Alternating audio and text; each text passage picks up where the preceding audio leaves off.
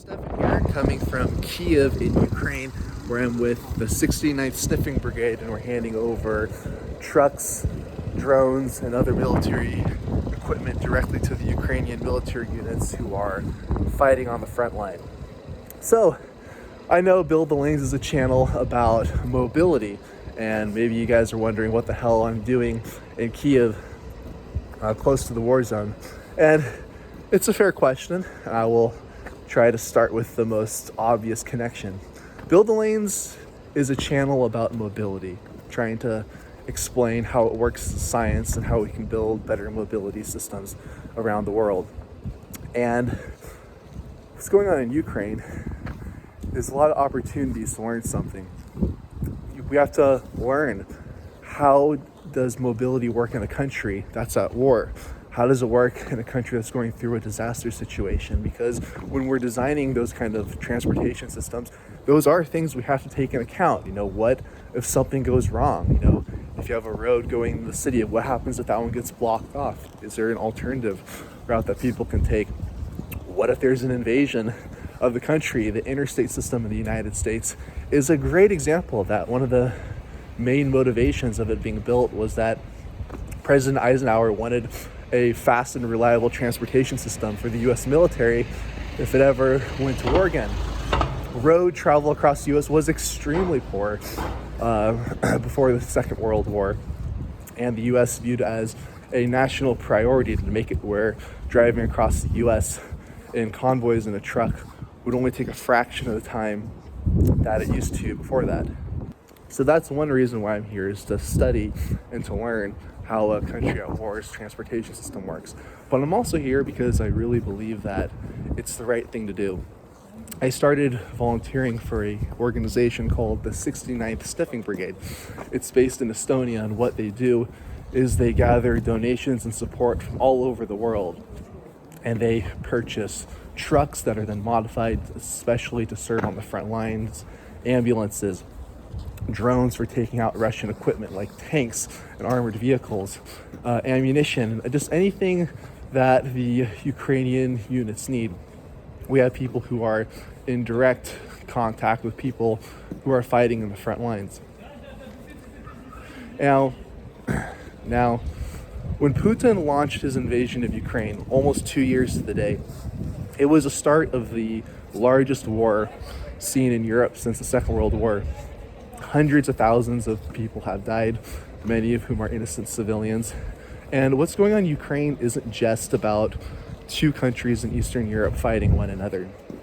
It's about, is the system that we're all living in, that was put in place since the Second World War, will that system continue, where nations can resolve conflicts peacefully, international borders are respected and recognized, and we try to work out issues in bodies like the United Nations? Or if Putin manages to succeed, then we'll go back to living in a world that existed before the Second World War, where might is right, and large countries with powerful militaries and nuclear weapons can redraw borders as they see fit and blackmail their neighbors. And if that alternate future happens, we'll all be living in a much more dangerous world where every country in the world will be incentivized to have nuclear weapons, since that will be the only guarantee of national security. So that's why I started volunteering with the 69th Sniffing Brigade as a driver, and while I'm going to continue coming to Ukraine until Ukraine is victorious in this war. Slava Ukraini! And these are the trucks that we brought with us ever since the war began. NAFO 69th Sniffing Brigade has brought 308 trucks so far.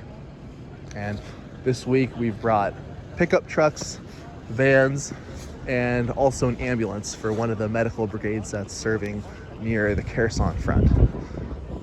Each truck is specially modified for the front lines. So we have the NAFO camouflage. We have special jammers for the trucks, so these jam the signals that the drones use up to, I believe, 100 meters, and this helps keep the trucks and the people inside of them safe from Russian attack. Each truck also comes with snow tires, which is much better for frontline use, and extra supplies in the back, so spare tires, and then of course also snacks and goodies for you guys serving on the front line. All right, hey guys, I'm here in Kyiv, the 69th Sniffing Brigade, and I'm joined here by Peter, who is a NAFO Sniffing Brigade driver. Now, Yeah. Can you tell us and the channel viewers a little bit about yourself and why you're here in Kyiv? Well, I joined the NAFO in the summer of 22 because I found out that there was so much going on on Twitter mostly. So I had to join up, and I started rates donating to all kinds of causes, and then I started asking around how can I do more.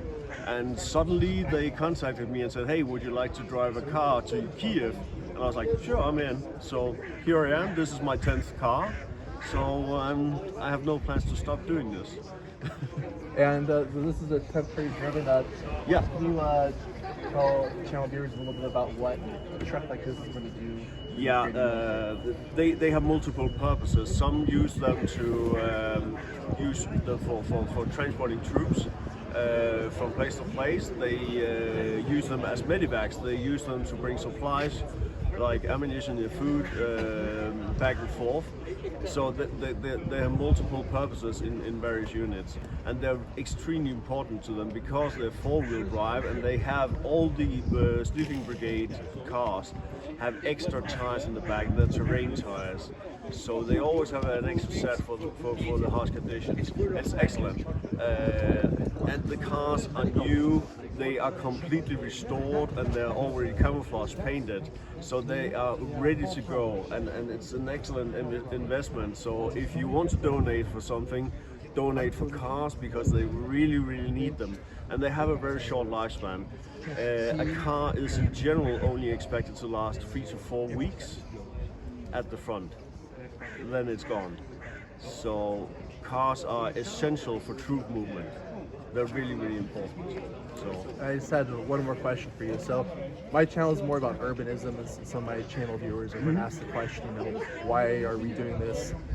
Why should a regular person care about what's going on in Kyiv? So you are from Denmark. yes. Can you explain to people why everybody in the world should care about what's going on in Ukraine right now? Well, we have seen what Putin did in Chechnya twice.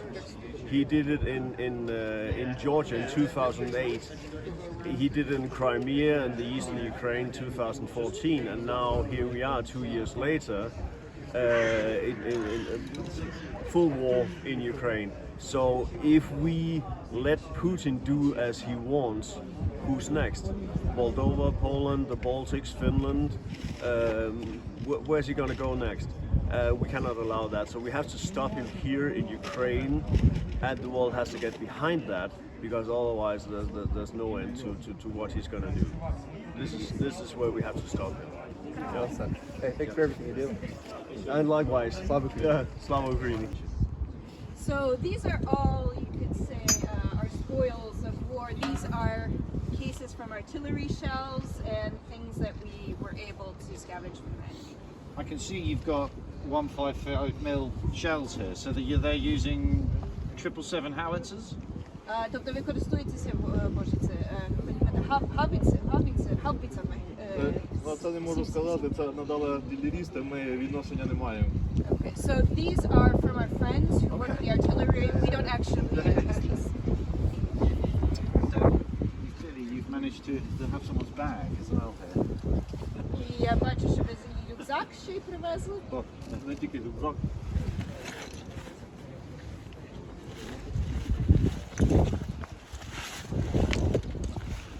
Okay.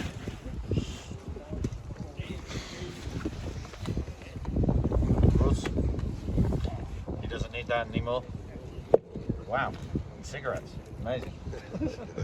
So can you tell everyone a little bit about the importance of the truck and how they'll be using it? І чи розкажіть, будь ласка, як ви будете користуватися цією машиною? Дана автівка буде вивозити екіпажі, розчоти і підвозити БК дуже в труднодоступних місцях, там, де не кожна автівка проїде. And so we're going to use this truck to bring our service members and also weapons precisely to those points where not every car is going to make it. So, if you ever explain briefly, so the trucks, these are our NAFO 2.0, so you have it with night vision, but also with the drone jammers. So, you know, there's a big importance of drone jammers, and I expect it's the same for his unit.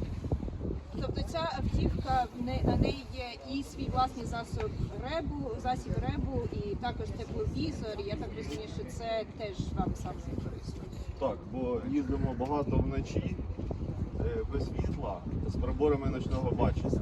А реп – це дуже важлива реч, коли їде повна куча людей в автівці.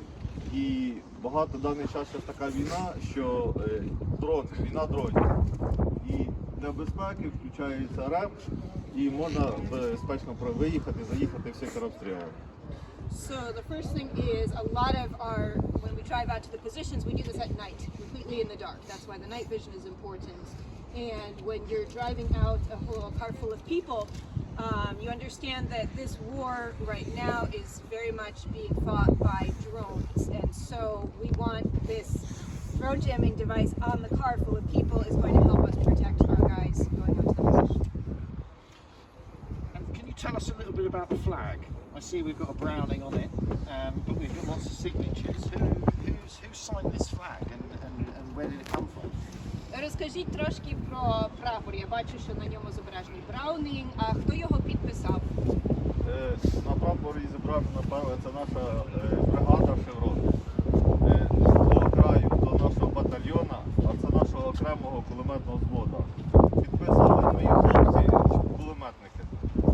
So in the center you have our brigade symbol. To the right is the battalion symbol, and to the left is our individual unit. The people who signed it are our machine gunners. Well, what I can do for you, Johan and Sergey, Yuri, is we have our own patch for the brigade and the sniffing brigade, and I'd like to present that to you. Я хочу вам подарувати зараз наші шеврони і NAFO.